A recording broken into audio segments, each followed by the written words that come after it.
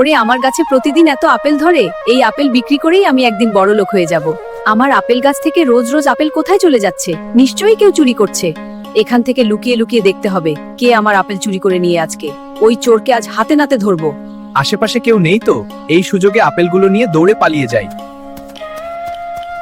আজ আমি দেখব এই টিয়া পাখিটা আমার আপেল নিয়ে কোথায় যায়। এই তো বাসায় চলে এসেছি, তাড়াতাড়ি ঘরের ভিতরে ঢুকে পড়ি। ওহ, বুঝতে পেরেছি। তার মানে সবুজ টিয়া পাখিটা মা হতে চলছে। এখন তো অনেক ঝড় বৃষ্টি হচ্ছে, তাড়াতাড়ি গিয়ে টিয়া পাখিটাকে উদ্ধার করতে হবে। হায় আল্লাহ, এখন তো খুব ঝড় বৃষ্টি হচ্ছে। এখন আমি কোথায় যাব, কোথায় থাকবো? টিয়া পাখি বন্ধু, আজ থেকে তুমি আমার সাথেই থাকবে, ঠিক আছে? চলো আমার বাড়ি যাই, চলো। আরে টিয়া পাখি, তুমি তো অনেকগুলো ডিম পেড়েছো। তোমার ডিমগুলো দেখে খুব ভালো লাগছে। দাদু দেখো দেখো, আমার কত সুন্দর সুন্দর বাচ্চা হয়েছে। দিদা, তুমি কান্না করছো কেন?